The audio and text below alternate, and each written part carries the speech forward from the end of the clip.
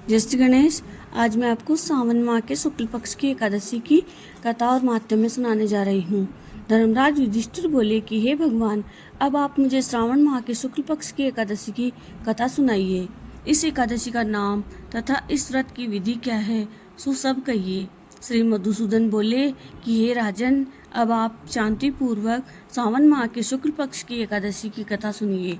इस कथा के श्रवण मात्र से ही वाजपेयी यज्ञ का फल मिलता है। द्वापर युग के प्रारंभ में महिष्मती नाम की नगरी में महिजीत नाम का एक राजा पुत्रहीन था। वह सदैव चिंताग्रस्त रहता था। उसे वह राज्य दुखदायी प्रतीत होता था, क्योंकि पुत्र बिना इस लोक और परलोक दोनों में सुख नहीं मिलता। राजा ने पुत्र की प्राप्ति के बहुत यत्न किए, परंतु वह निष्फल गए। जब राजा वृद्ध होने लगा तो उसकी चिंता भी बढ़ने लगी। एक दिन उस राजा ने प्रजा को संबोधित करके कहा कि मैंने न तो अपने जीवन में पाप किया है और न ही अन्याय पूर्वक प्रजा से धन एकत्र किया है। न मैंने कभी देवता और ब्राह्मणों का धन छीना है और न ही किसी की धरोहर ली है। मैंने प्रजा को सदैव पुत्र की तरह पाला है। मैंने अपराधियों को पुत्र और बांधुओं की तरह दंड दिए हैं। मैंने कभी किसी से राग द्वेष नहीं किया है, सबको समान माना है।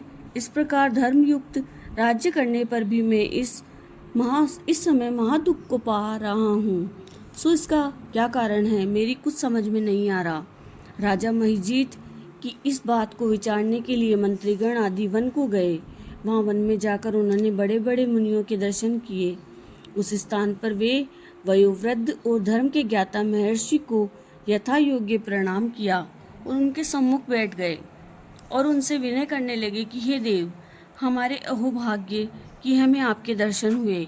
इस पर लोमश ऋषि बोले कि हे ब्राह्मणों, आप लोगों की विनय तथा आपके सद्व्यवहार से मैं अत्यंत प्रसन्न हूँ। अब आप मुझे अपने आने का कारण बताइए। मैं आपके कार्य को अपनी शक्ति के अनुसार अवश्य ही पूरा करूँगा, क्योंकि हमारा शरीर ही परोपकार के लिए बना है, इसमें किंचित मात्र भी संदेह नहीं है। लोमस ऋषि के ऐसे वचन सुनकर सब मंत्रीगण बोले कि हे महर्षि, आप हमारी समस्त बातों को जानने में ब्रह्मा से भी अधिक हैं।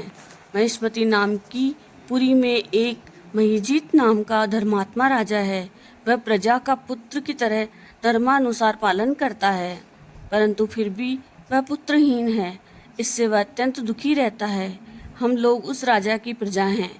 प्रजा का यह कर्तव्य है कि राजा के सुख में सुख माने और उसके दुख में दुख माने। हमको उसके पुत्रहीन होने का अभी तक कारण प्रतीत नहीं हुआ। जब से हमने आपके दर्शन करे हैं, हमको पूर्ण रूप से विश्वास है कि हमारा कष्ट अवश्य ही दूर हो जाएगा। अतः अब आप हमको राजा को पुत्र प्राप्त होने का उपाय बताइए।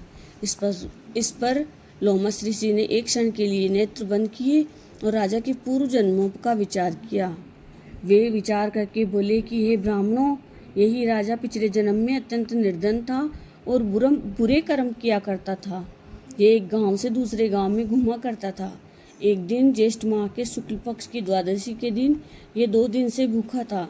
दोपहर के समय ये एक जलाशय में पानी पीने गया। वहाँ उस समय की ब्याही हुई प्यासी गो जल पी रही थी। राजा ने उसको प्यासी ही हटा दिया और स्वयं जल पीने लगा। हे ब्राह्मणों, इसलिए राजा को ये दुख भोगने पड़ रहे हैं। एकादशी के दिन भूखा रहने से उसको राजा होना पड़ा और प्यासी गो को हटाने से पुत्र के वियोग का दुख भोगना पड़ा। इस पर सब लोग बोले कि हे महर्षि, शास्त्रों में ऐसा लिखा है कि पुण्य से पाप नष्ट हो जाते हैं, इसलिए कृपा करके आप राजा के पूर्व जन्म के पाप नष्ट होने का उपाय बताइए, क्योंकि इस पाप के क्षय होने से पुत्र रत्न की प्राप्ति होगी। ब्राह्मणों के ऐसे वचनों को सुनकर लोमस ऋषि बोले कि हे ब्राह्मणों, यदि श्रावण माह की शुक्ल पक्ष की पुत्रदा एकादशी को तुम सब लोग व्रत करो और रात्रि को जागरण करो और उस व्रत का फल राजा को प्रदान कर दो, तो तुम्हारे राजा को पुत्र रत्न प्राप्त होगा। मंत्रियों सहित समस्त प्रजा महर्षि लोमस ऋषि के वाक्यों को सुनकर प्रसन्नता पूर्वक अपने नगर को वापस आई। उन सब लोगों ने श्रावण माह के शुक्ल पक्ष की पुत्रदा एकादशी को लोमस ऋषि की आज्ञा अनुसार विधि पूर्वक व्रत किया और द्वादशी को उसका फल राजा को दिया। उस पुण्य के प्रभाव से रानी ने गर्भ धारण किया और 9 महीने पश्चात उसके एक अत्यंत तेजस्वी पुत्र रत्न उत्पन्न हुआ।